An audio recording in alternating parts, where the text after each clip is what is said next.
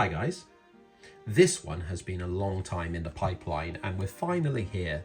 This is going, well, it will be the final steam engine for the Talyllyn that I need to make.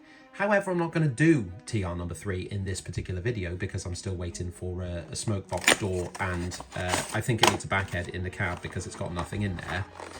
But for this video, we're going to go over to the Skarloey and make Sir Handel itself.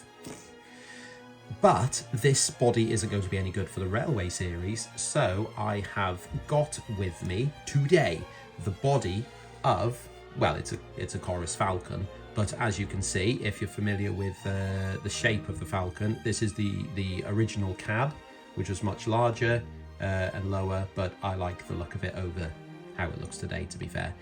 This is the original, guys, but this is also how it is modelled in the railway series. So let's make this one. This is from Miniature Modelers Hub. So I have also got, well, I've got a little package which got the roof there and the smoke box door. So I'll put all that together. There's not really much I need to do to prep this for the build, really. I'm going to start dissecting Sir Handel, which I haven't done one of these yet. So we'll have a little nose how that looks inside. It runs nicely, possibly the best detailed that Bachmann have brought out so far at 009, so it really is going down a treat with modelers. This doesn't need much. I'm going to wash it because it's got a lot of I'm assuming this is like residue, this white stuff from the printing stage, so I can wash that off. And obviously there's like, you see these little nipples under here. This is from the support system there from when it was printed, so I'll just tidy that up and give it a wash and then we'll see how it looks. Well, someone will have to confirm this with me, but this white stuff I thought would wash off with IPA and white spirit, which it actually isn't doing. I've tried scraping it off with a knife and it seems to be pretty set, so I'm just going to go ahead and primer over it, I think. I don't know if that's going to cause any issues down the road, so we'll find out. Putting the smoke box door in is, it looks like it's literally, if I just whip her back out without breaking, there we go. So it's just like a thick disc, so I'm assuming it's just a nice little push fit in there, which if we can push it in as a push fit, push it in. No, I was pretending it wasn't actually pushing that hard because I'd break something. The only part I am actually going to adjust a little bit is going to be the roof, because this isn't unique to Miniature Modelers Hub. Because of the curvature of the roof, you always get the step in, and because it's usually a big flat piece like this, it's really obvious. So I'm going to just sand down along here just till it's smooth, which I don't usually show doing, but I do actually do on all the engines I build, just so it's a really nice smooth piece there. So I'll do that as well. Now this seems silly telling you this, but as you're removing the screws from an engine in 009, or indeed any scale, it would be daft to put them somewhere where you're never going to find them, okay? You have to put them safe. I actually tend to put them just in the plastic container that the engine came in, because then it's in the box and I know where they are. It would, honestly, it would be daft to actually lose any of these screws because they're really important. I don't care if you've got a podcast or you're a signalman, it does not matter who you are, never lose a screw, okay? That's silly. I also thought I'd do a dry run because obviously I've not built a falcon before, so I thought I'd just double check that everything is going to fit smoothly before I go in with paint. And as you can see, that's sitting lovely. Really nice and low on the chassis, everything fits. I haven't had to modify it at all. I haven't sanded anything down, that slots straight in and it's a really nice push fit. The screws aren't in the chassis, so obviously that's sticking out at the bottom, but how about that? Lovely. Right, let's paint it. The Falcon is ready for a coat of primer, which is going to be red. Let's just go over nice and light with the fan on. I'll do a couple of coats, say just pretty light to start with. Just making sure I'm getting it in all those little corners and things. I'm ready to put the top coat on Sir Handel, and as you can see, I've already put the first coat on and now I'm going in with the second. I'm actually going to probably do about 3 coats of this just to make sure it's a good coverage and it's nice and thin. Although actually 2 looks all right, doesn't it? When I apply black to these models, I tend to do it in a couple of stages. The first is going to be spraying with a rattle can to give it like an overall black, which means when I get to starting to do it with the acrylics, it won't take so many layers to, I'll do, cover. It's done like the hard work, and then I can start bringing in the acrylics, which really I only really want for the finish that they give, which is like very, very matte. Hopefully it's going to come out on the camera now, how this very quickly alters how the black, I don't think it does come out actually, but trust me then, trust me.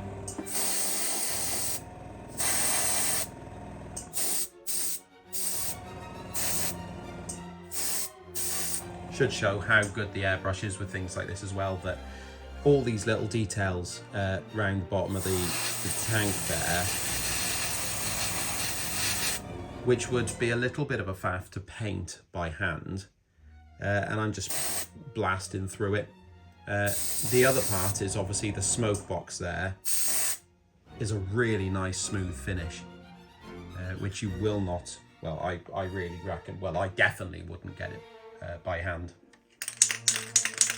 It's a subtle difference compared to the body colour, but I'm painting the buffers in my other type of red, just to give some contrast and to make it look like I haven't just skimped out and painted everything the same colour. Right, we're on to applying the decals, and somebody commented on the tattoo video last week to say that it was nice to see me applying these in the correct fashion, which is to keep them on the backing sheet like this, and then apparently do that, which that's the official way. I'm not sure why that would be better than how I do it, because personally I don't see it. I find the way I do it is much easier, because this way you still have to adjust where they're going like I am now, so that's that. But also the backing sheet, I mean, okay, this panel is this is about as easy as a panel's going to get, because it's just flat. And it's also got the rivets there, which you can, I'm using the rivets as a guide to where to put the lining. But when you get to a piece where it has, like, you know, details in the way and pipes and whatever, then the backing sheet starts to become a bit of a burden, which is why I don't tend to do it. But I thought I would show you that I can actually do it that way. All the lining is done, so I'm going to go ahead and put on the names. Now, on the Talyllyn, they have nameplates. On the Skarloey, they've got it just painted onto the boiler sides. I'm going to use oh god. Oh, do you know what? Now that's funny that should happen, because I just filmed this shot and I screwed up I screwed it up and bent the L, and yet here we are, and I've done it again. So that shows that really what I was saying before about sliding it off the backing sheet, this is probably when you, no, actually, I'm not going to admit that that's the way, because on these, they're reversed. Do you know what? It's probably easier me taking it off and doing it again. Anyway, let's ignore that. So what I'm going to do, not just put the transfers on like this, but I'm going to get into position, which is somewhere there. Yes, and then I'm going to use a cotton bud and squeegee out any of the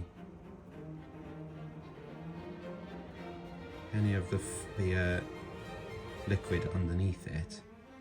Still moves around, which is okay because I can squeeze it back into position, but I have noticed that it's quite easy to leave it that you can see the backing paper, which, like on Peter Sam, you might be able to see it shining a little bit more than the tank, which is annoying, isn't it? So hopefully I can, well, I won't get rid of it because I would have done it the first time, but there we go. Obviously you can see that I've stopped battling against the nameplates, and I've gone on to starting to paint in the details. Now a lot of these are going to just be black on Sir Handel by the look of the pictures, or the illustration in French, but there are a couple of gold bits as well, which I'll do at the end. I've also gone round, I've done the buffers, and I've done the lamp irons, and I've given a quick go at the interior, but obviously It's very messy, but the cream will cover that after. And anything that doesn't, the wash will. And what else did I do? Oh, I did round the hole at the back where they would cram out their shovels and things like that because of the tight space. I don't think I've got a crew for this one either. Damn. But I have just won £150 voucher at Model U because of my photo coming first place. So I suppose I could get some, couldn't I? Yeah, I will. I'll get some with my winnings. Coming down to it now, and it's really just the gold trimmings on the engine itself that I'm gonna do here.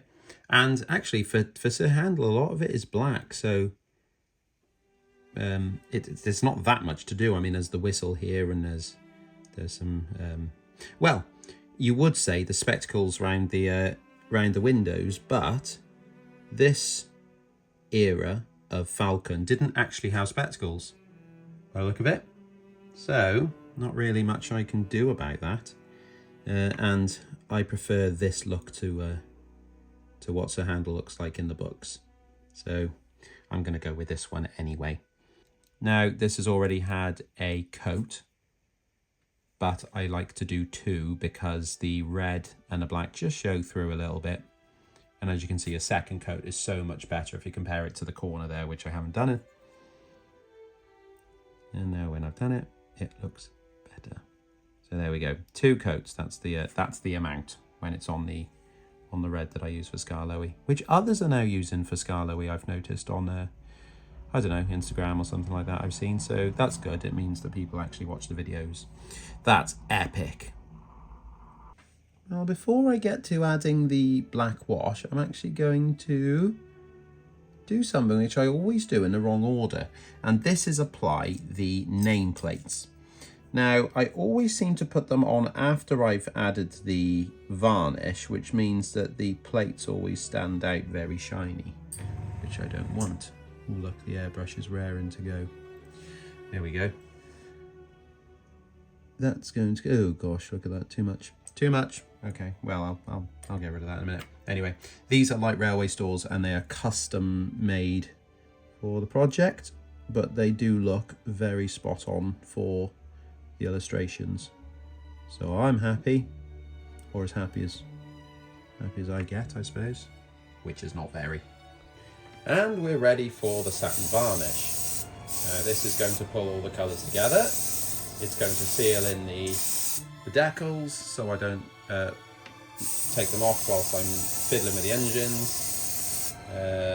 It's also going to provide a really nice base for the black wash to adhere to. Someone asked in the comments this week if it's matte or satin I used, and I used satin just for a very slight sheen. Not much, but enough to make it look like it isn't just completely flat. I think that would be a bit too far, personally. Now, I do the black wash ever so slightly different on the Skarloey engines, just for a little bit of a different look to the other stuff. So what I'm doing is applying it neat. And instead of... This is how I do it. Doesn't feel like this is how I do it. I should probably watch my videos. I should probably like and subscribe and watch my videos. That's what I should do. But you know, most other people don't seem to do it, so why the heck should I, eh? Okay. Well, anyway, with that done, I'm going to wash a little bit of it off, but I don't want to take too much off. I'm not planning to do it in the same, that's probably too much actually, as the TR engines. So what I'm going to do is wait for it to dry, and then I'm going to use a cotton bud. No, I'll show you. Hang on. And then what I do is I'm going to get a damp cotton bud, and I'm literally going to work my way around quite gently, wiping the panels. A bit like you would with a rag, I guess. And then go with the other end and just clean it up. Not going to go too vicious. And you can see that as it dries, you can see where you need to add a little bit more if you feel like it's too dirty still, because it'll like tint the colour of the red. That's quite good. Takes a lot longer than my normal process because obviously you're sort of manipulating each panel as you go. You get a really nice effect on it, and this is one that I've been going, for some reason, chose for the Skarloey. I think it's because the TR engines I wanted to look a little bit more clean, whereas these I've gone for a bit more of a hard working looking engine.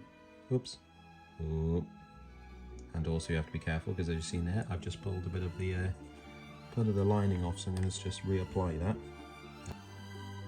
And with that, we finally have Sir Handel on, well, not Skarloey rails technically, they're Talyllyn rails, but you needn't worry about things like that these days. There's bigger things going on, isn't there? Like Christmas has just been and things like that. Anyway, I think not only is it so good to finally have Sir Handel on the layout, but also if you compare it to the 4D's Peter Sam and indeed the Westcliff Works. Oh, what did I use Westcliff Works for? Was that the Duncan?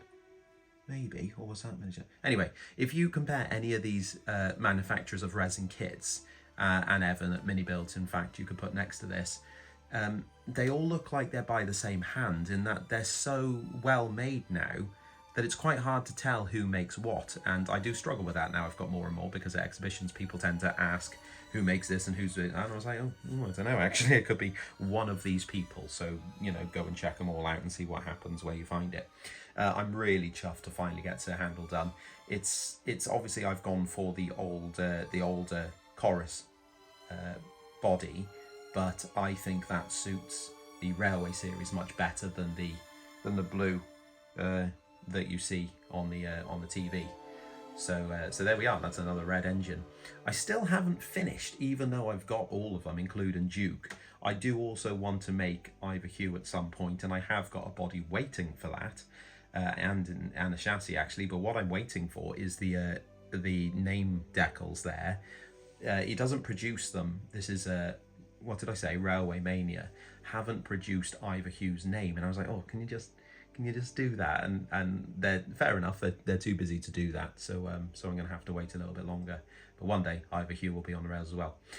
This has sort of concluded for now any Skarloey builds on the channel.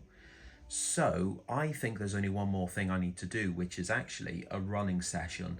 I did one when I hit 7,000 subscribers the other day. I did it as a Talyllyn running session. I think it's time to do a Skarloey one, so keep an eye out for next week for that one, I'd assume. I'm not really, obviously it's the festive season, so I'm not really capable of doing too much because I am intoxicated. But you know, that's Christmas for you, isn't it? Right, thank you so much for watching. Thank you for everything else. You know, I don't usually say subscribers and things like that. Thank you for subscribing and liking, but thank you for subscribing and liking. It does mean a lot. I'm going to go now, obviously, to top up that intoxication that was previously mentioned. So, cheers.